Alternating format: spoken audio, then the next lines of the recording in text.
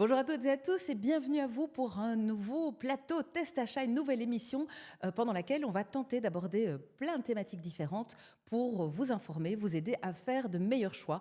Ça, évidemment, c'est la mission de Test Achat depuis plus de 50 ans. Évidemment, Test Achat, vous connaissez probablement déjà le magazine papier, mais il y a le site internet. Que vous soyez ou non abonné, il y a déjà des contenus gratuits qui s'adressent à toutes et à tous. Mais évidemment, si vous avez l'abonnement, là, il y a du contenu premium qui vous attend. Mais ça, évidemment, vous connaissez déjà. Aujourd'hui, de quoi allons-nous parler avec les différents experts qui vont venir me rejoindre? Eh bien, nous allons faire une analyse du baromètre des consommateurs. On va parler énergie et surtout comment économiser l'énergie à la maison. On va aborder les thématiques des plateformes de streaming pour la musique, Spotify, Deezer, Apple Music. Laquelle choisir, laquelle est la meilleure? On va voir un petit peu tous ces sujets-là. On va parler banque avec les comptes à vue gratuits. Est-ce que ça existe encore? J'espère. Et puis, on terminera avec les voitures électriques et surtout, quelle borne choisir, quelle borne recharge choisir pour installer chez soi à la maison. Ça, c'est le programme de cette journée, bien dense. Donc, je propose qu'on démarre directement et j'invite Julie Frère à venir me rejoindre pour l'analyse du baromètre des consommateurs. Bonjour Julie. Alors, Julie, la plupart des personnes qui nous regardent et qui nous suivent te connaissent déjà, mais pour ceux et celles qui débarqueraient aujourd'hui, qui es-tu? Que fais-tu chez Test Achat? Alors moi, je suis chez Test Achat depuis plus de 10 ans maintenant, donc ça fait un bail quand même, pas Quand mal. même. Et je représente Test Achat dans la presse francophone. J'ai aussi une collègue néerlandophone qui s'appelle Laura Klaas, qui est la porte-parole néerlandophone. Et donc le travail de représentation dans la presse, mais je fais aussi avec toute l'équipe Public Affairs et Media Relations, ce qu'on appelle un travail de relations publiques, un peu de lobby, même si c'est toujours un peu connoté péjorativement quand on utilise ce mot, pour essayer de faire évoluer favorablement les réglementations dans le sens de plus de protection des consommateurs et consommatrices. C'est un travail plus en coulisses qu'on connaît moins, mais qui est aussi très important, qui prend pas mal de temps et d'énergie aussi. Mais qui amène pas mal de bons résultats. Oui, on a obtenu quelques victoires effectivement sur ces dernières années. Donc on peut voir effectivement l'impact concret du travail qu'on mène en coulisses. Souvent on va rencontrer des cabinets de ministres, l'administration, sur base des enquêtes qui sont menées par nos experts et expertes, où on peut mettre le doigt sur certains problèmes, sur certaines lacunes de réglementation, sur base des plaintes qui arrivent aussi au service d'aide individuelle qui nous permettent d'orienter nos actions. Donc tout ça, c'est évidemment un travail d'équipe. Et donc c'est pour ça que c'est toi qui viens présenter aujourd'hui une thématique un peu générale, Oui. Puisqu'il s'agit de ce baromètre du consommateur. Alors pour rappel, vous avez peut-être déjà entendu ce terme ou peut-être encore jamais, mais chaque année, le 15 mars, c'est la journée internationale du consommateur. Et donc à l'occasion de cette journée, Test Achat interroge des Belges sur la facilité ou la difficulté avec laquelle ils ont fait face à leurs dépenses. Donc est-ce que tu peux nous expliquer un petit peu c'est quoi ce baromètre, en quoi ça consiste exactement? Alors, c'est un baromètre qu'on réalise depuis 2018 déjà. Et l'idée, c'est vraiment d'avoir une vue, comme tu l'as très bien expliqué, sur la facilité ou la difficulté avec laquelle les ménages font face à différentes dépenses. Donc, on interroge plus de 4000 Belges. C'est vraiment un échantillon représentatif de la population. Et c'est scindé sur 6 grandes catégories. Donc, le logement, la santé, l'alimentation, la mobilité, les loisirs et l'éducation. Puis, c'est encore sous-catégorisé. Donc, il y a 37 sous-catégories. Et donc, on va demander, voilà, c'est basé sur le ressenti. Donc, la facilité avec laquelle vous faites face ou non à ces différentes dépenses. Et donc, ça nous permet d'avoir une vue un peu dans le temps de l'évolution de cette facilité ou difficulté. D'accord. Alors, est-ce que tu peux dire s'il y a des catégories en particulier qui sont généralement les plus difficiles à financer? Oui, alors ce qu'on constate en fait depuis le départ, c'est qu'il y a une catégorie qu'on peut nommer en fait loisirs, qui est vraiment difficile à assumer pour une partie importante de la population. Ici, dans notre dernier baromètre, partir en vacances, c'est difficile pour un ménage sur deux. Donc 50% des ménages jugent difficile de pouvoir partir en vacances. C'est plus que l'année passée, donc il y a une augmentation, mais depuis toujours, c'est difficile. C'est la même chose pour tout ce qui est restaurant, et tout ce qui est par exemple sorties, loisirs. Là aussi, on est dans des pourcentages assez élevés de difficultés. Et cette année, ce qu'on a vu aussi, c'est que les dépenses liées à l'utilisation de la voiture était importante aussi. Alors, qu'est-ce qui est frappant dans ce baromètre, c'est qu'on voit qu'il y a quand même plus d'un tiers des Belges encore aujourd'hui, 36% exactement, pour qui c'est très difficile à très difficile, de faire face à des dépenses en matière d'énergie, de payer en fait leurs factures de gaz et électricité. C'est quand même une dépense absolument essentielle, une dépense de base, et malheureusement, ça reste difficile. Alors, ça a un petit peu diminué l'année passée, c'était la crise énergétique évidemment. L'année passée, on était presque à 40% de difficultés. Cette année, on a 36%. Bon voilà, ça reste quand même un tiers des ménages pour qui c'est difficile. Et alors, la nouveauté cette année, c'est qu'on retrouve dans le top 10 des difficultés l'achat de produits viande, poisson, alternatives végétariennes. C'était déjà devenu plus difficile l'année précédente, c'est encore devenu plus difficile l'année qui a suivi. Donc, point d'attention. Et dernier point que je voudrais ajouter aussi, ce qu'on retrouve d'année en année, c'est tout ce qui est soins dentaires aussi, qui reste une dépense très difficile à assumer pour une partie importante des ménages. D'accord. Et tu parlais justement de ces difficultés à acheter de la viande, du poisson ou bien des alternatives végétariennes. C'est lié aux augmentations des prix dans les supermarchés? Oui, alors comme tu le sais peut-être, chaque mois, on publie aussi l'analyse de prix de plus de 3500 produits dans 7 chaînes de supermarchés pour évaluer justement l'inflation, l'évolution de l'inflation sur les produits alimentaires. On voit qu'ici en février, ça redescend, on est à 4,27, un peu plus de 4%. Maintenant, si on prend sur 2 ans, on voit que c'est 25% d'augmentation. Donc effectivement, il faut se rappeler, voilà, c'est moins important en février, mais où était-on en février de l'année passée déjà? Et donc il y a des produits de base, on a vu que c'est beaucoup les légumes qui ont très fort augmenté. Si on prend par exemple en un an, le prix des carottes a augmenté de plus de 30%, des pommes de terre c'est 20%, donc c'est des produits quand même de base. Et donc pour nous, ça montre clairement ce baromètre que la crise n'est pas encore complètement passée et que le gouvernement doit continuer à être attentif à cette partie de la population importante pour qui faire face à ces dépenses parfois essentielles reste compliqué. Oui. Et alors, bon, là, on parle de dépenses et de vie quotidienne. Est-ce que les ménages arrivent à économiser, à mettre de l'argent de côté? Est-ce qu'il y a la petite réserve de sécurité ou pour le plaisir ou bien pour les éventualités? Est-ce qu'il y a moyen de la mettre de côté? Alors, notre expert Nicolas Claes a sûrement déjà expliqué qu'il faut toujours avoir une épargne de précaution, effectivement, de préférence de 3 à 6 mois de salaire sur le côté. Alors, commençons par une bonne nouvelle. On va dire il y a une diminution du nombre de gens pour qui c'est difficile, mais on reste quand même à 60% des Belges qui disent que c'est difficile, dont 30%, dont la moitié, pour qui c'est très difficile, voire impossible de mettre de côté. Donc ça rejoint d'autres chiffres qui ont été récemment publiés.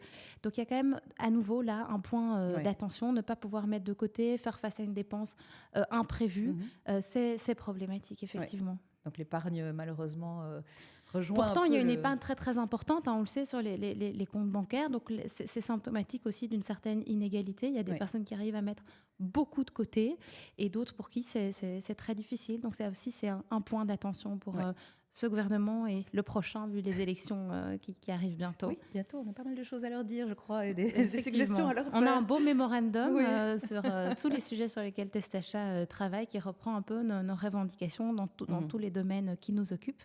Et on organise aussi bientôt un débat avec des différents représentants des partis politiques pour débattre des propositions concrètes de Testacha pour les prochaines élections pour améliorer les droits des consommateurs et consommatrices. À suivre ici même d'ailleurs, exactement, sauf erreur. Exactement.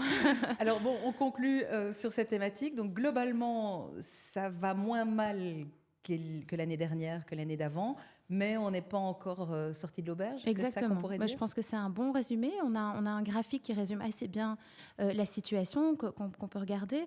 Et donc, en fait, on voit que la catégorie des personnes qui sont en difficulté financière sérieuse, qui est la partie en mauve foncé, eh bien, effectivement, elle a un peu diminué, mais elle est venue, si vous voulez, augmenter la catégorie des personnes qui ont quelques difficultés. Donc, il y a les personnes qui n'ont pas de difficultés, il y a celles qui en ont quelques-unes, il y en a certaines pour qui c'est difficile dans tous les domaines. Eh bien, on est passé de très difficile à difficile. Oui. Par contre, la catégorie des personnes pour qui il n'y a pas de difficulté, elle est restée stable. Donc, voilà, ça montre quand même qu'on reste sur une sorte de fragilité. Et comme on l'a dit à plusieurs reprises, c'est un point d'attention pour nos prochains gouvernements que des dépenses aussi essentielles que celle de payer sa facture de gaz et d'électricité, que celle d'acheter de la viande, du poisson, des alternatives végétariennes en supermarché, soient difficiles à assumer pour plus d'un tiers des ménages. Ou aller chez le dentiste. Ou aller chez le qui est quand dentiste, même, tout à fait. C'est quand même la base de notre santé. Et c'est de notre relativement hygiène, structurel dans oui. notre baromètre, donc ça amène des réponses politiques à notre sens. Eh bien, on croise les doigts, croise les doigts. Pour que vous soyez Et on entendus. travaille. Oui, Bon tout à travail fait. en tout cas. Merci d'être venue, Avec Julie. plaisir. Et à très très bientôt. À bientôt. Merci. Alors, on va continuer. Eh bien, on parlait d'énergie justement et de la difficulté des foyers à payer leurs factures d'énergie. On va inviter maintenant Philippe Mercier à me rejoindre pour justement avoir quelques trucs, quelques astuces. Comment économiser l'énergie à la maison? Bon, Philippe, bonjour, mais tu es de nouveau en train de prendre toute la place ici. Hein. Tu as T'as amené quoi? On va bricoler aujourd'hui? On va bricoler, oui. On va faire évoluer l'émission pour travaux pratiques, Voilà. c'est ça? C'est le printemps. Hein. Oui, c'est le printemps. C'est le printemps. Alors, explique-nous un peu pour Voilà. les personnes qui regarderaient cette séquence comme toute première séquence. Qui es-tu? Que fais-tu chez Testacha? Et surtout, merci d'avoir amené des petits cadeaux comme ça sur ma table aujourd'hui. Écoute, de rien. On verra comment on les met en œuvre. Donc moi, ça fait 9 ans que je travaille chez Testacha. Donc juste après Julie, je suis arrivé. Et donc, je suis spécialiste énergie et donc on développe toute une série de communications par rapport à l'énergie, les économies d'énergie à Testacha. On fait aussi beaucoup de lobby pour essayer de faire changer les choses qui ne vont pas dans le bon sens. On participe aussi à des projets européens pour essayer d'apprendre sur les innovations et pouvoir mieux conseiller ou anticiper les politiques énergétiques. Donc voilà, en gros, un petit peu ce que je fais à Testacha. Eh bien, on va entrer tout de suite dans le vif du sujet. On parle évidemment depuis longtemps, et surtout avec la crise énergétique où on était très très nombreux à avoir de la difficulté à payer nos factures d'énergie. On a tous entendu ce conseil qui était de baisser le thermostat d'1 degré pour déjà faire une économie, mais est-ce qu'il y a d'autres moyens? Est-ce qu'il y a d'autres possibilités? On ne va quand même pas continuer à descendre à 2-3 degrés en moins.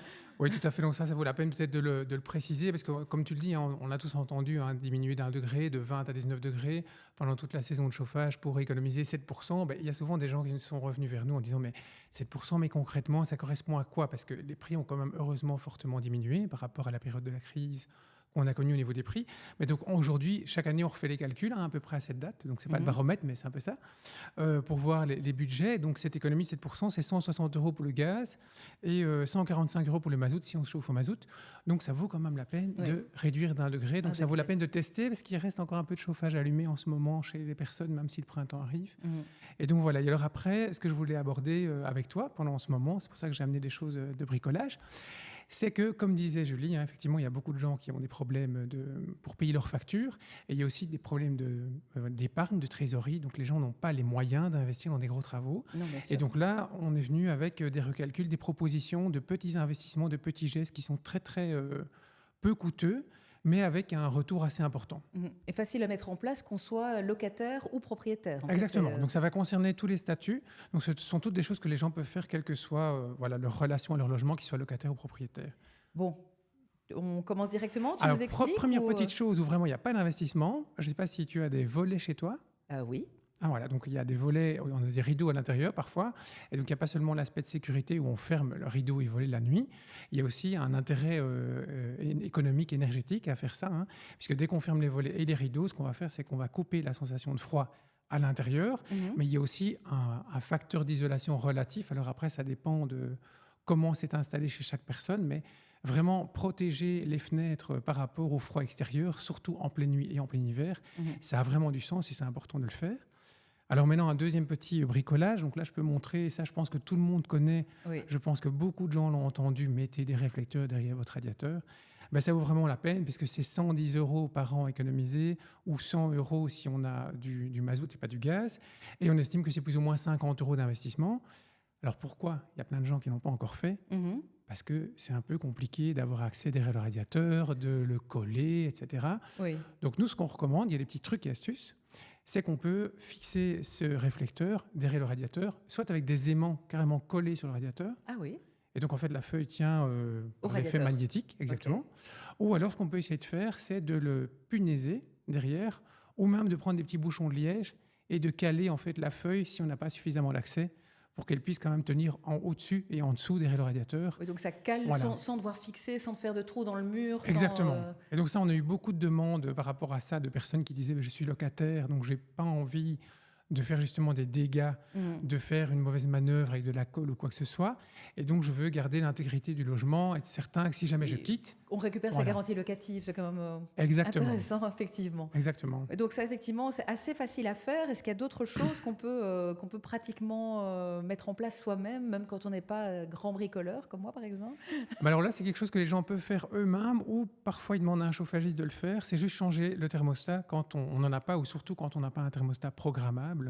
Puisque le meilleur moyen d'économiser l'énergie dans un logement qui n'est pas bien isolé, c'est d'essayer de ne pas le chauffer quand on n'est pas là. Oui. Et donc, c'est quand même beaucoup plus facile d'avoir quelque chose qui s'enclenche et qui chauffe la maison le matin, qui va s'éteindre la journée et qui va réchauffer le logement quand on rentre du travail et qui va automatiquement s'éteindre la nuit. Et donc ça, c'est clair que pour les gens qui ont un thermostat standard qui n'est pas programmable, donc il va fonctionner peut-être avec 2 régimes de température, et ils vont pouvoir régler pour le petit déjeuner, régler pour le week-end, régler pour la soirée en semaine. Eh bien là, on estime que c'est 260 € d'économie par an si on se chauffe au gaz, et 230 € pour le mazout, et l'investissement est entre 200 et 250 €. Donc on voit qu'en une année, finalement, on a déjà rentabilisé l'opération. Ça fait, la première année, on ne le verra peut-être pas, mais voilà. sur la durée, ça peut quand même C'est vraiment intéressant. Oui. OK. Donc ça, c'est encore un bon plan. Encore un bon plan. Tu en as d'autres? Un autre bon plan, mais ça c'est plus pour les maisons, donc ça ne va pas concerner tout le monde. Il y a pas mal de logements où le séjour, la cuisine, donc les espaces les plus chauffés, se trouvent au rez-de-chaussée. Et en fait, en sous-sol, on a des conduites de chauffage qui circulent et qui ne sont pas isolées. Et donc finalement, ça va impliquer des déperditions assez importantes. Et souvent, c'est quelque chose qu'on sous-estime. Et donc, il faut savoir que si on considère qu'on a 10 mètres de tuyauterie un peu standard, on a fait le calcul, on s'amuse à faire nos petits calculs chez nous. Oui, chez Testachat, vous aimez bien faire on aime bien les petits calculs, que ça devienne concret. Oui, isoler vos tuyaux de chauffage, c'est pas très sexy, ça va me prendre 2-3 heures, je vais découper des petites mousses, etc., que je vais acheter au magasin de bricolage. Et finalement, si on investit 100 à 200 €, on se dit c'est quand même beaucoup d'argent pour des petits isolants de tuyaux. C'est 200 € d'économie si on se chauffe au gaz et 180 € de nouveau si on se chauffe au mazout. Donc ça veut dire qu'à nouveau, on a une mesure avec un investissement relativement accessible par rapport à des gros travaux de rénovation, et c'est rentabilisé en un an. Donc l'année suivante, c'est de l'économie pure. Donc ça, de nouveau, c'est vraiment intéressant. Ça vaut vraiment la peine. Oui. Bon, alors, on a parlé du réflecteur. Moi, je suis très intriguée par le plastique à bulles, parce que ça, je ne sais pas si c'est économie d'énergie ou bien si c'est pour se détendre quand on a eu sa facture, qu'on peut faire éclater les bulles du plastique à bulles, non? Ça serait sympa, mais c'est pas ça. En fait, à l'origine, c'était une discussion, ce sont des communications qu'on a faites pour dire aux personnes qui ont un réservoir d'eau chaude, souvent des ballons électriques, de leur dire, voilà, il faut savoir qu'il n'y a que 2 à 3, 4 cm d'isolation qui sont prévus dans ce boiler. Et en fait, c'est largement insuffisant, il y a encore énormément de pertes. Et donc, ça vaut la peine de le surisoler, donc de l'emballer avec un matériau isolant. Ce que j'ai dit à mon chef, qui m'a dit, mais je vais essayer avec de la fibre de verre, comme tu m'avais dit. Il est revenu la semaine suivante, il m'a dit c'était horrible, ça m'a piqué les bras, j'ai arrêté, j'ai abandonné. Donc je suis parti avec mon bâton de pèlerin dans les magasins de bricolage pour essayer de trouver un truc plus facile. Et donc j'ai trouvé, il y a d'autres matériaux qui existent. Donc là, c'est un matériau de plastique bulle avec des feuilles en aluminium. Et donc c'est faisable vraiment de le faire tout seul. Et ça ne va pas fondre? Non, pas du tout. Parce que la surface du boiler, elle est relativement chaude une fois qu'elle est isolée. C'est là qu'on se rend compte du niveau de perte. Quand on passe ses doigts, quand les gens passent leurs doigts... Quand ils me recontactent, je l'ai fait, j'ai vérifié, j'ai passé mes doigts derrière l'isolant, c'est chaud. Mais ce n'est pas chaud au point d'endommager ce type de matériaux. Donc ça, il n'y a pas de souci. Et donc, il faut savoir que les pertes d'un boiler électrique, si c'est dans un garage ou dans une cave, ça peut être jusqu'à 250 € par an. Ah oui. Et l'investissement, c'est 60 à 80 €. Donc là, on est de l'ordre du trimestre pour rentabiliser. Donc ça vaut vraiment la peine. Oui. Ça vaut vraiment le coup de faire ça. Alors, pour le chauffage, est-ce qu'on a fait le tour ou tu as encore d'autres... Le chauffage, on a fait le tour. Encore 2 petites choses peut-être qu'on peut dire sur les consommations de veille. On revient très très souvent avec ça, c'est-à-dire, surtout maintenant, avec les abonnements télécom, on a un modem, on a un boîtier pour la télévision, on a encore une console de jeu si on a des enfants éventuellement. Et donc tout ça reste toujours allumé et c'est très compliqué de l'éteindre. Donc soit avec une prise connectée, soit avec une rallonge multiprise si on a le courage de le faire manuellement. Et donc ça, ce sont des consommations qui peuvent atteindre 150 € par an. Donc une prise connectée, c'est 50 €, 60 €. Une rallonge, c'est 25 €. Oui. si on est un peu plus motivé manuellement à éteindre et rallumer chaque jour. Chaque jour, oui. Ou éduquer ses enfants à le faire. Mais donc ça vaut vraiment la peine. Et alors, par rapport à ça, la dernière chose que je dirais qui ne concerne pas le chauffage, mais qui peut vraiment être intéressante, c'est les ampoules. L'éclairage. Ouais. Voilà. Parce qu'on a encore beaucoup de personnes qui me disent, tiens, voilà, j'ai une facture d'électricité élevée, je suis locataire, qu'est-ce que je peux faire ? Et donc, on s'est amusé à de nouveau refaire un petit calcul. Mhm. On imagine, on a une cuisine avec un faux plafond, 6 spots, mais halogènes. Et puis, on a un salon, une salle à manger avec 3 lampes, 3 ampoules comme ceci. Ouais. On part du principe qu'elles sont halogènes et qu'on les change par du produit LED actuel. On a pris nos maîtres achats, Bien on a sûr. testé, bien sûr, qui sont disponibles sur notre site. Hein, Tant qu'à faire. Tant qu'à faire. Hein. Pourquoi aller chercher ailleurs ? Voilà, exactement. Et donc là, pour un investissement, je regarde ma petite feuille, parce que je ne connais pas ça par cœur, de 60 € avec nos derniers produits maîtres achats, eh bien finalement, on va avoir une économie de 135 € par an. D'accord. Donc ça veut dire de nouveau, c'est petite action, 6 mois, et c'est Et rentabilisé. c'est déjà rentabilisé. Ouais. Et donc, tu as fait l'exercice pour les pièces les plus souvent, les plus longtemps Oui, c'est ça. éclairées. Oui, On exactement. n'était pas obligé d'aller changer la petite veilleuse dans le placard Non, par un LED, ça exactement, vaut pas la peine. Mais vraiment, les pièces à vivre, les pièces dans lesquelles on passe le plus de Les temps. pièces les plus éclairées. Ouais. Et les plus éclairées. C'est vrai que dans la salle de bain... C'est ça. Donc, si on a une toilette, un couloir, par exemple, dans lesquels on ne passe pas souvent... Ça vaut peut-être pas le coup alors de faire l'investissement de changement de lampe. En tout cas, la priorité, si on a des moyens limités, ça va être de se focaliser sur les pièces qui sont les plus utilisées et du coup qui sont les plus éclairées, surtout en hiver. De quoi faire pas mal d'économies avec. Si on additionne tous les gains qu'il y a moyen de faire, il y a quand même alors, pas mal. Alors, comme ça, je précise. Heureusement que tu me le mentionnes. Donc, parce que nous, on prend des consommations qui sont des consommations d'une famille moyenne belge. Alors maintenant, donc, tous les chiffres que j'ai annoncés, on est dans la moyenne. Maintenant, si vous êtes 6 ou si vous consommez un peu plus, peu importe la raison, ou si vous êtes moins, vous êtes déjà économe, vous consommez moins, ces économies vont être un peu plus faibles. Donc, si on a fait le bilan entre le profil très économe, qui va économiser environ quand même 400 € par an, le profil moyen va économiser jusqu'à 1200 € par an, et le profil qui consomme plus, voilà, ça peut aller, sky is the limit, hein, on va bien dire. Sûr, voilà. Quand on est des gros consommateurs d'énergie, effectivement, chaque économie, chaque adaptation va avoir des conséquences plus importantes. Exactement. Eh bien, merci beaucoup. En tout cas, on va essayer de mettre tout ça en œuvre. De quoi travailler pendant le printemps. Oui, mais c'est vrai que ça motive. Hein, et il fait moins froid, il y a plus de lumière, on a déjà plus envie d'aller... On est motivé. Voilà, on a plus de motivation à aller chercher sa trousse à outils et faire le tour des magasins. Exactement. Et se préparer pour l'hiver suivant. Exactement. Eh bien, merci beaucoup. En tout cas, merci pour tous ces bons conseils et à très bientôt. À très bientôt. Et nous, on n'a pas fini, on continue. Et cette fois-ci, on continue avec un sujet musical parce que Richard Mott va venir me rejoindre dans un tout petit instant pour parler justement de toutes ces plateformes de streaming audio, Spotify, Deezer, Apple Music. Bonjour Richard. Bonjour Stéphanie. Oui, on va prendre le temps pour tourner le micro. Il est bien mis comme ça ? Il est grand, hein, Philippe ? Oui, il est grand, hein, Philippe. C'est pas juste une impression. Non, il est vraiment grand. Ouais. Bon alors, pour les personnes qui ne te connaîtraient pas encore, est-ce que tu peux nous rappeler qui tu es et ce que tu fais au sein de Test Achat ? Oui, je suis responsable de projet, donc dans les sujets plutôt électroniques et numériques. Par exemple, les smartphones et certains sujets audio. Et là, en parlant de streaming, on est pile entre les deux domaines. D'accord. Alors, les plateformes de streaming, qu'est-ce que c'est ? Comment est-ce que vous avez testé quels étaient les critères que vous avez utilisés avec ton équipe pour déterminer laquelle était la meilleure ? En fait, les critères sont un peu tous ceux qu'un utilisateur peut rencontrer dans le cours de l'utilisation de la plateforme. Donc, ça commence par la création du compte, voir dans quelle mesure c'est facile de créer le compte. Et puis, on dresse tout un inventaire. Qu'est-ce que le service propose comme, dans son catalogue, comme option, la facilité de créer des playlists, de les partager, des choses comme ça. On a mesuré la qualité sonore de chaque service aussi, qui peut être variable. Et on a mesuré aussi le débit de données que le flux audio prend dans chaque service. Et c'est aussi très variable. C'est très variable. Et alors, le verdict, quel est le meilleur ? D'abord, est-ce que je peux te poser une question ? Il me semble qu'on n'a pas le choix ici. Hein. Je ne vais pas te demander si tu aimes la musique, parce que tout le monde aime la musique. Est-ce que tu es abonné à un service de streaming ? Oui, nous sommes abonnés, mon mari et moi, à Spotify. Tu fais partie des 3 personnes sur 4 qui ont choisi Spotify comme service de streaming. Donc... Et tu as l'air de dire ça comme si c'était un mauvais choix non, je dis ça... C'est juste qu'on fait partie de la majorité. Vous faites partie de la... Voilà, vous êtes abonné à la plateforme qui a le plus de succès. Hein. Okay. On estime qu'ils ont plus ou moins 600 millions d'abonnés D'accord. y compris les abonnés gratuits, hein, parce que tu peux souscrire gratuitement. Oui, oui. Mais c'est énorme. Ils écrasent le marché. Ils étaient aussi les premiers, hein, mais Spotify est clairement le numéro 1 en termes de succès. D'accord. Mais voilà, on les a testés. Il y en a 6 autres. Il ne faut pas forcément les oublier non plus. Donc, je peux les énumérer. Hein. J'espère pas en oublier. Donc, à côté de Spotify, on a Deezer, on a Apple Music, on a YouTube Music, on a Amazon Music Unlimited, on a Tidal et on a Qobuz. D'accord. Donc, c'est Voilà. en tout. Et est-ce qu'ils sont tous dans la même gamme de prix à partir du moment où on parle de la version abonnement ou est-ce qu'il y en a qui sont totalement gratuits Voilà, où est-ce qu'on est?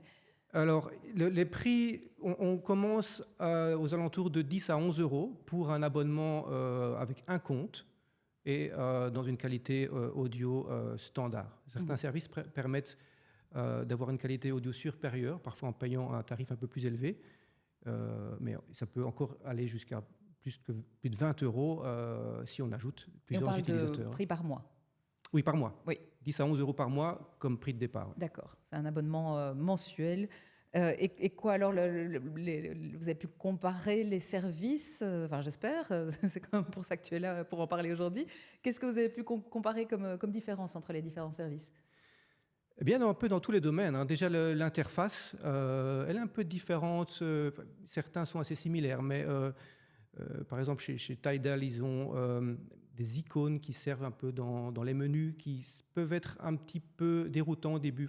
Ça peut demander un petit peu de temps avant de s'habituer à l'utiliser.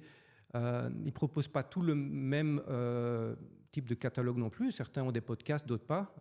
Par exemple, Spotify et Deezer proposent des podcasts. Voilà, ça, si tu es fan de podcasts, c'est bon à savoir aussi. Oui. Et puis les qualités sonores aussi, ça change. Hein. Certains mettent vraiment ça en avant comme core business. D'autres le mettent en avant, mais ce n'est pas nécessairement convaincant. Donc, il y en a qui se débrouillent beaucoup mieux que d'autres. Tu as une préférence par rapport à ça? Tu peux nous dire lesquels sont les bons élèves dans quelle catégorie? Ou pour ça, il y a trop de détails, il vaut mieux aller voir sur le site? Bah, écoute, sur le site, tu verras en fait nos conclusions et les avantages et inconvénients de chacune des plateformes. Malheureusement, on n'aura pas le temps ici d'énumérer chacune. Mais je crois qu'on pourrait faire 1 heure rien que sur voilà. les différences. Donc, testachat.be, hein, c'est vraiment là que vous allez voir toutes les infos. Tu tapes sur le site streaming audio, tu vas tomber sur le résultat de nos tests. Maintenant, si tu veux savoir laquelle, purement en termes de qualité sonore, sort du lot, ben, c'est une de celles qui met ça en avant. C'est Qobuz, c'est un service français, en fait. Et il sort quand même du lot. On a pu confirmer que le son était vraiment, la qualité était supérieure.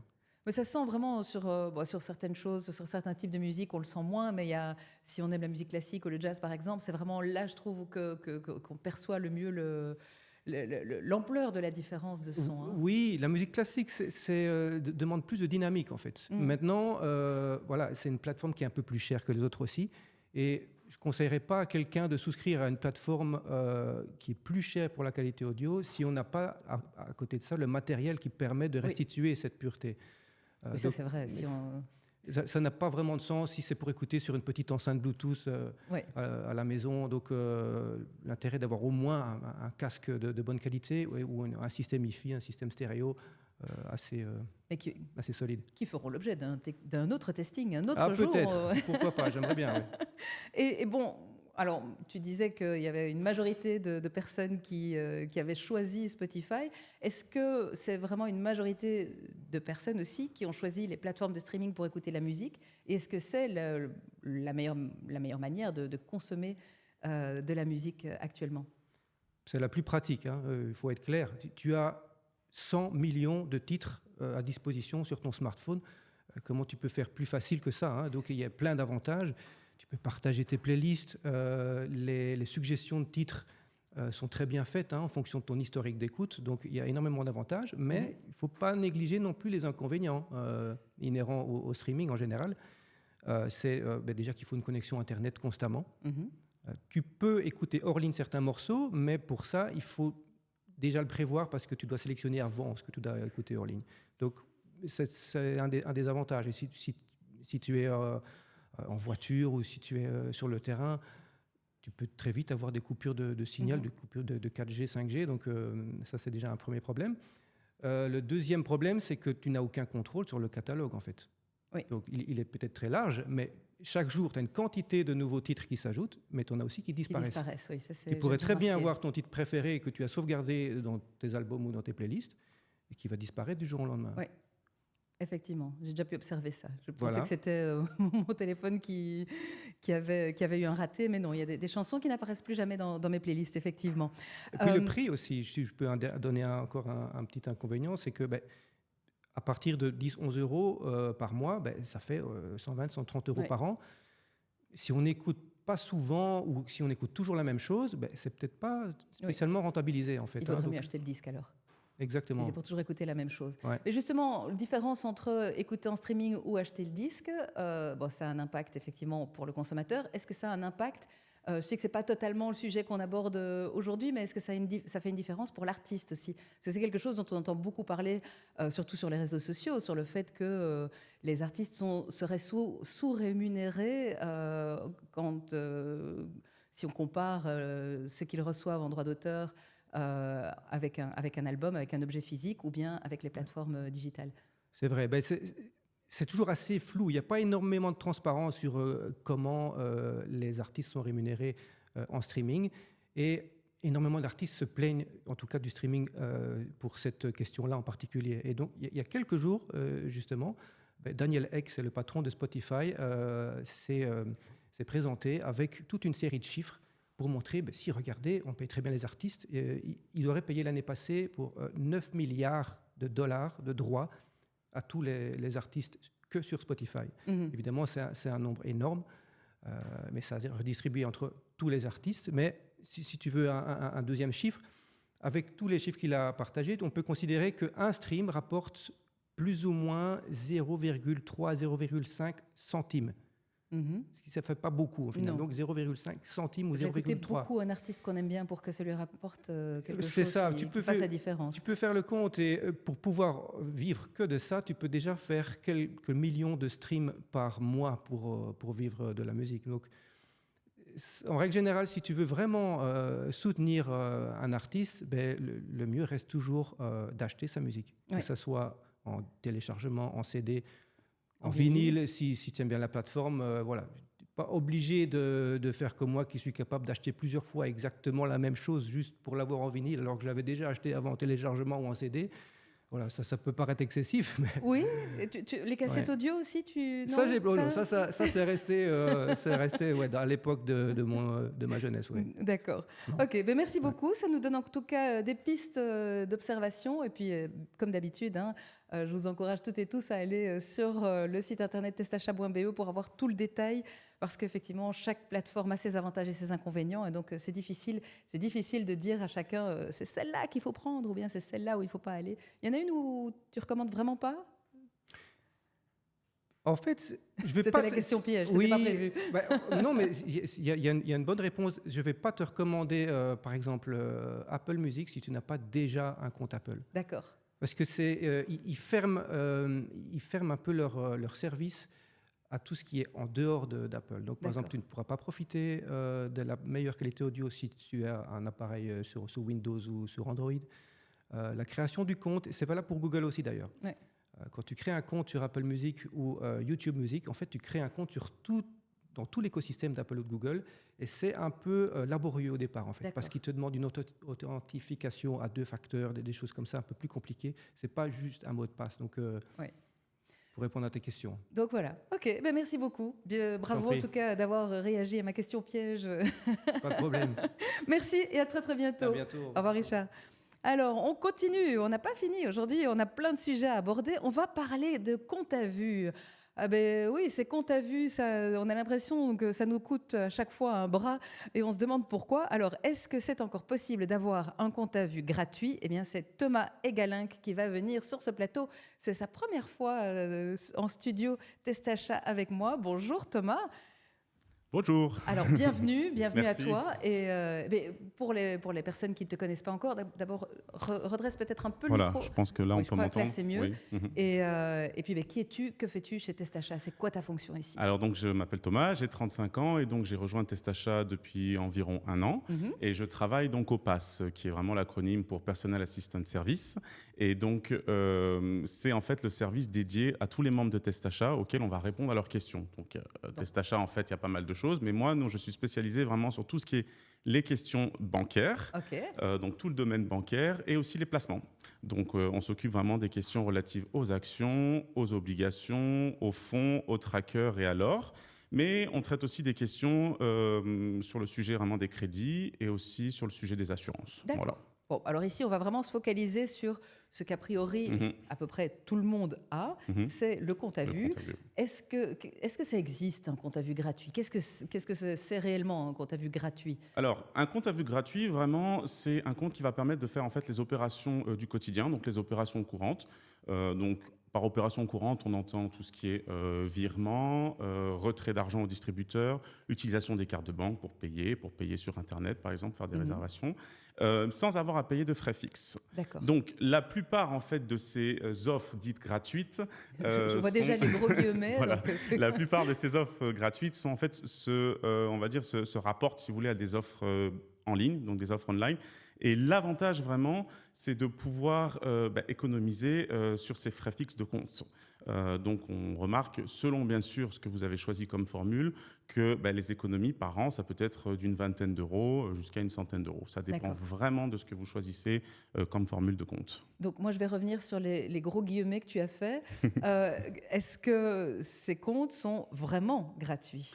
Alors, tout dépend en fait de qui le dit. D'accord. Et de la manière, comme j'ai dit, dont on utilise son compte. Il est vrai que si on prend vraiment du point de vue des banques, Mhm. il suffit qu'il n'y ait pas en fait de frais fixes sur les comptes c'est suffisant pour dire que les comptes sont gratuits. Dans la réalité, c'est un petit peu plus complexe que ça. C'est un peu plus à nuancer, dans le sens où vous avez beaucoup de frais qui sont des frais non fixes à payer. Je vous donne un exemple pour que ça soit un peu plus concret. Si vous demandez, par exemple, un virement dans une monnaie étrangère, Mhm. si vous demandez à votre banque de faire des travaux de recherche sur votre compte, ou encore tout simplement si vous demandez à votre banque d'envoyer vos extraits de compte par papier ou de vous les imprimer. Tout ça, c'est des services en fait qui sont payants. D'accord. Voilà. Donc, est-ce que ça reste intéressant d'aller justement vers ces comptes-là qui sont principalement des comptes en ligne, comme tu disais? Est-ce que ça reste intéressant de se tourner vers ces comptes-là en comparaison avec les comptes classiques qui, eux, ont des frais fixes? Est-ce que ça Ça reste dépend intéressant? vraiment parce que en ce qui concerne vraiment les coûts, enfin les offres classiques, les offres vraiment avec des frais fixes, on remarque que les banques maintenant ont tendance à, je dirais, à pousser les consommateurs de plus en plus sur le numérique. Et donc les consommateurs payent de plus en plus cher pour des services qui, eux, par contre, s'amoindrissent Oui, au fur et hein. à mesure du temps. Voilà. On n'a plus accès à... Voilà, l'exemple typique, c'est la fermeture des agences bancaires. Ouais. Donc, on pousse sur le numérique. Donc, vraiment, dans ce cas, il est vraiment intéressant de voir s'il n'est pas plus effectivement judicieux d'ouvrir un compte, de prendre un compte à vue gratuit. Mhm. Mais dans la réalité, encore une fois, ça dépend vraiment en fait de l'utilisation qu'on fait Oui. de son compte. Et donc, si on ne fait que des virements, des paiements en magasin ou sur Internet, Voilà. finalement, c'est...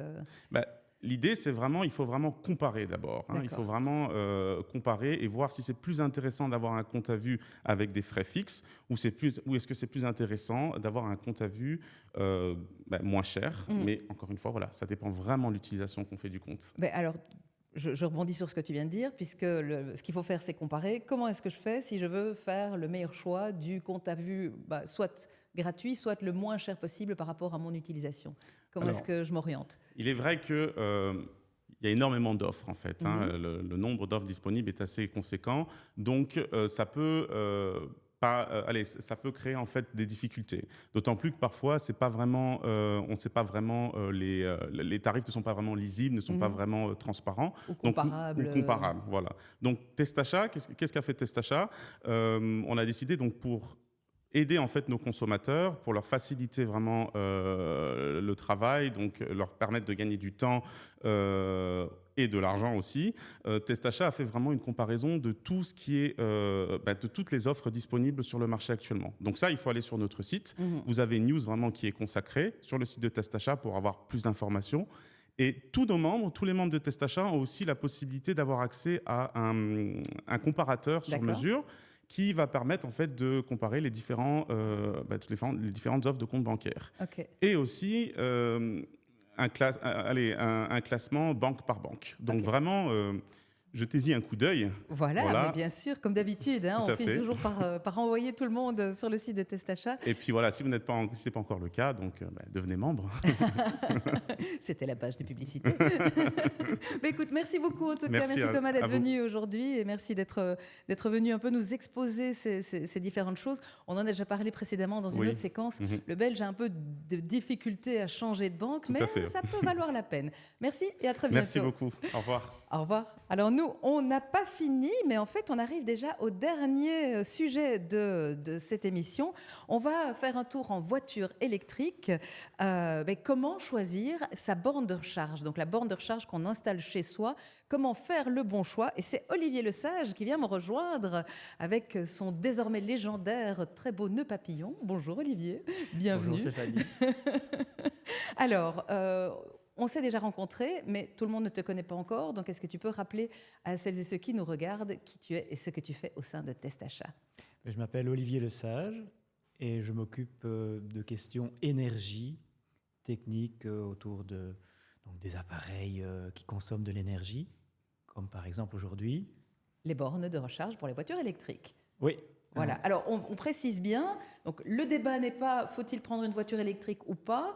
On ne parle pas des bornes qu'on trouve en rue ou dans les parkings, mais on parle vraiment de celles que les consommateurs, les consommatrices vont devoir ou vouloir installer chez eux et chez elles. C'est bien ça? C'est ça. Alors, la recharge en mode 2. Comme ça, tu... La recharge en mode 2. Oui. OK. Dans une soirée, ça fait bien. Ça fait toujours bien à sortir. Ah oui, moi, ma recharge en mode 2, je la fais... D'accord, OK. Alors...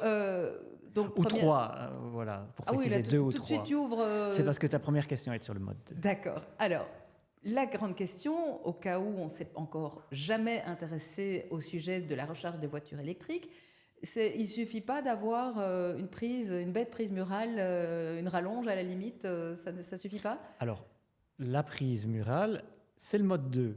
D'accord. Voilà. Ah, donc il y a moyen alors? Alors, oui, tu as un câble avec un contrôle. Dans ce câble, tu as un boîtier qui contrôle la charge. Et donc, si tu veux, ta borne se trouve au niveau du câble. Mm-hmm. Et là, tu vas utiliser une prise qui va te donner 2 kW. Maximum, c'est limité. Ça veut dire quoi? Pour 100 km, pour rouler environ 100 km, on va donner quelques chiffres approximatifs, tu as besoin de 8 heures. D'accord. 8 heures de charge pour 100 8 heures km. de charge pour une autonomie de 100 km. Voilà, exactement. Donc c'est lent. Oui, quand même. Hein? Alors, en soi, ce n'est pas le plus grand problème. Ça dépend de l'usage de la voiture. Je dirais que ce qui est un peu plus embêtant, on dira, c'est qu'une prise n'est pas faite pour être utilisée comme ça aussi longtemps. Une puissance, alors 2 kW, c'est-à-dire justement, une prise pourrait délivrer plus de 3 kW, mais c'est déjà modéré pour éviter que le matériel s'use. D'accord. Donc, une bonne raison d'aller vers la borne, c'est aussi d'avoir un système qui va être complètement sécurisé. Je ne veux pas faire peur aux gens qui utilisent une prise ordinaire avec du matériel tout à fait homologué. Adéquat, ça va bien se passer. Mais une première raison d'avoir une borne, c'est d'avoir un circuit à part. Et d'ailleurs, c'est plus que le boîtier. Autant que le boîtier, c'est un circuit qui part de ton tableau divisionnaire et qui va assurer une sécurité parce que tu auras le bon câblage, tu auras les dispositifs de déclenchement en cas de problème qui seront là. Voilà pourquoi tu mets une borne avant tout. Première bonne raison d'avoir une borne et un circuit. D'accord. Donc ça, c'est une première bonne raison. Est-ce que la rapidité de charge est un autre argument pour avoir une borne plutôt qu'une rallonge? Bien sûr, on pense à ça d'abord. Alors, on arrive au mode 3, tu vois. D'accord. Oh, c'est ça la différence. Je commence à comprendre. Oui. Donc, on arrive au mode 3. Ça veut dire quoi? On va recharger ton véhicule avec une borne qui va gérer la charge et tu vas pouvoir monter en puissance. Alors, en puissance, ça veut dire quoi? Tu as du 3, 3.7 kW, du 7.4, du 11, du 22 kW. Ah oui. Ça monte de plus en plus. Oui, Alors, ça veut dire quoi? Moi, je vois ma facture d'électricité qui augmente. D'abord, tu as la rapidité. Oh, d'accord. Tu commences, tu as une charge qui va durer dans les 5 heures, avec, je t'ai dit, le 3, 3.7. Après, tu montes, tu peux descendre en dessous, enfin dans les 3 heures, et puis tu montes, et puis tu arrives jusqu'au 22 kW, où là, c'est en 1 heure, tu vas pour 100 km. Oui, je dois bien préciser, Oui, bien sûr. On prend toujours les 100 km, j'avais ça en tête, mais bien c'était... sûr. Voilà. Oui. Donc, tu peux charger de plus en plus vite, c'est logique, c'est plus puissant. Voilà. Seulement, petit problème, c'est ça coûte. Enfin, ça coûte d'abord à l'installation, ton installation sera plus chère. Et puis, selon les régions, là ça devient un peu compliqué, mais la Flandre, je dirais, montre vraisemblablement un chemin vers ce qui se passera dans les autres régions, donc je vais un peu en parler. On paie la puissance. On paye la puissance de charge. Exactement. Okay. Donc, en fait, on paye la puissance maximale sur un mois, pendant un quart d'heure, et on fait une moyenne. Mais pour une voiture électrique, comme ça dure des heures, ça revient à dire que si tu utilises ta borne de 11 kW tout le temps à 11 kW, tu paieras ces 11 kW. Alors, ce n'est pas gratuit du tout. Pour te donner un ordre de grandeur de chiffres, ici, je reprends juste ma feuille. Oui. Tu vas te retrouver avec...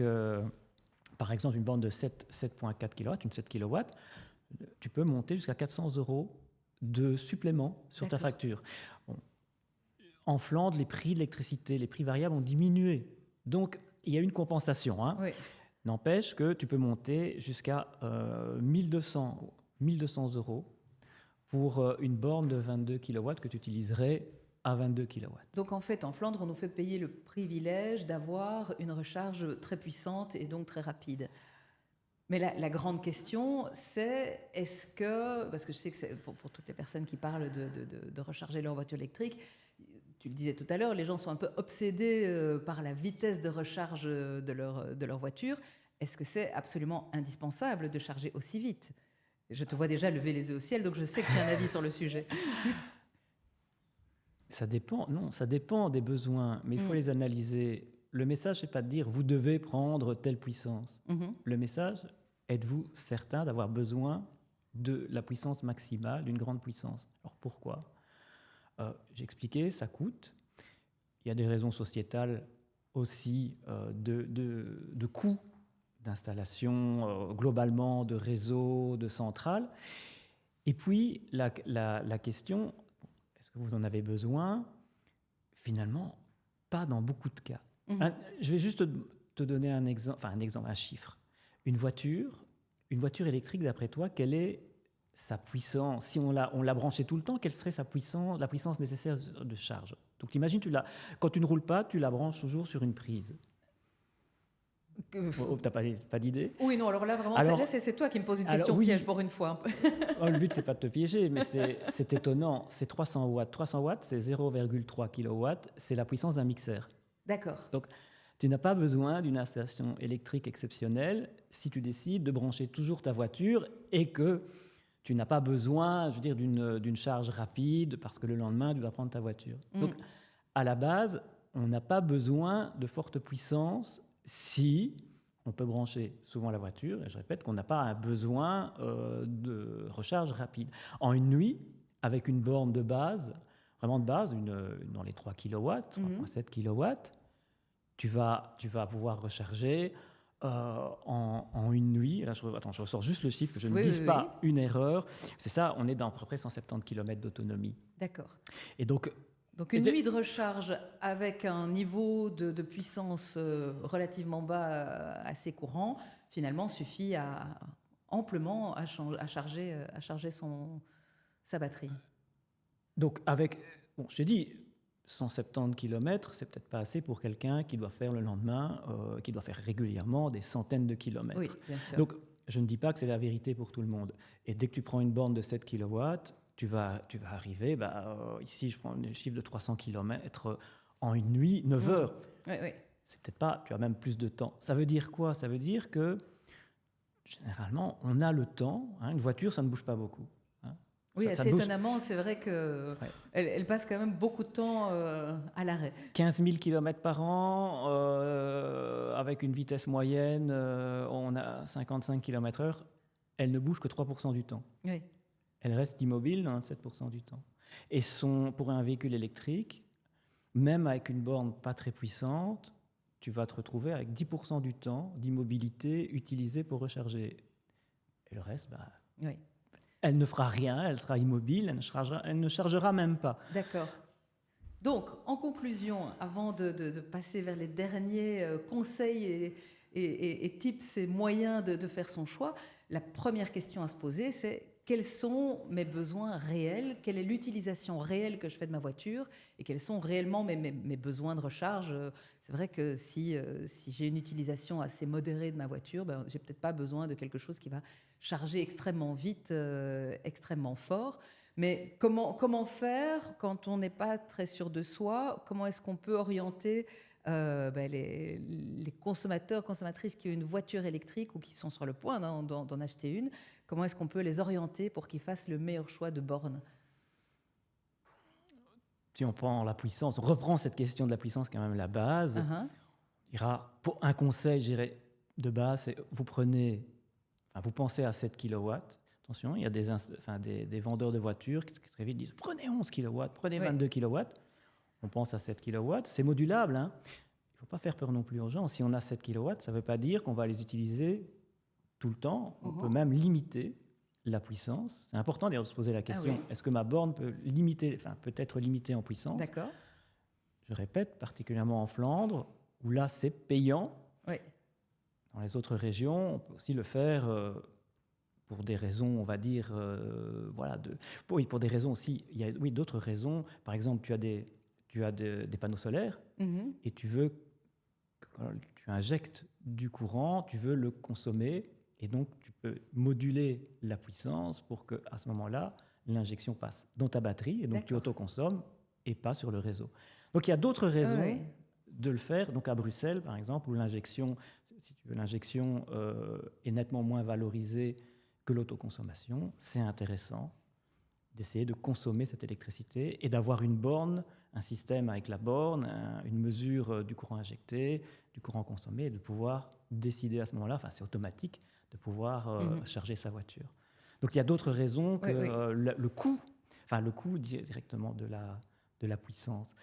Voilà. Donc il y a quand même pas mal de choses à prendre en compte et je suppose que le mot de la fin sera sur le site testachat.be. Vous avez évidemment toutes les informations détaillées par rapport à chaque option, chaque consommation qu'on peut avoir. On vient de sortir un test. Donc on est allé mesurer des bornes au niveau de la sécurité. Donc au niveau de points aussi de l'utilisation intelligente, etc. On a évalué ces systèmes installés, on a posé des questions aux utilisateurs, mais on a aussi envoyé un expert qui a fait des tests de sécurité pour voir si tout fonctionnait bien. Pas de panique, on n'a pas eu de grands problèmes. On a quand même... On n'en a pas entendu parler en tout cas. Non, mais on peut quand même aller... mais sur notre site, on apprendra qu'il y a quand même 2 marques qu'on ne conseille pas pour l'instant, vu des problèmes qu'on a rencontrés. On ne les exclut pas, mais on ne les conseille pas. J'appelle les gens à aller voir notre site. Et on a un détail des tests et aussi des conseils lors de l'installation. À quoi dois-je penser? Donc on a une série de listes que je ne vais pas donner ici. J'en ai donné un sur la puissance. Et il y en a d'autres. Ça, vous verrez bien sur le site. Ceux qui iront le verra. Eh bien, merci beaucoup en tout cas d'être venu cette fois-ci encore nous donner de bons conseils énergie. Alors Olivier, à très bientôt. Tu es libre, tu peux retourner à d'autres tests et d'autres explorations car nous arrivons maintenant à la fin de cette émission. Merci Stéphanie. À bientôt. Eh bien voilà, effectivement, on est arrivé au bout. On a abordé quand même pas mal de choses très différentes et très variées, cette fois encore. Le baromètre des consommateurs qu'on a analysé en compagnie de Julie Frère. On a parlé d'économiser l'énergie à la maison avec Philippe Mercier. Quelle est la meilleure plateforme de streaming musique? Ça, c'est Richard Mott qui est venu discuter de tout ça avec moi. On a parlé compte à vue gratuit ou presque gratuit ou gratuit entre guillemets, avec Thomas Egalinck. Et on a terminé avec Olivier Lesage et les bornes de recharge pour les voitures électriques. Il y a vraiment de quoi trouver des informations sur plein de thématiques différentes. J'espère que chacune d'entre vous aura trouvé son compte dans l'émission d'aujourd'hui. De toute façon, vous savez bien, les replays sont disponibles sur YouTube et sur nos réseaux sociaux. Et puis, s'il y a des thématiques que vous avez envie qu'on aborde lors des prochaines émissions, surtout n'hésitez pas, vous nous envoyez un petit mot et on essaiera d'en tenir compte dans les émissions, dans les semaines et les mois à venir. Merci à toutes et à tous d'avoir été avec nous aujourd'hui et à très très bientôt. Bon choix pour tout ce que vous allez avoir à faire dans les semaines et les mois qui viennent. Bye bye.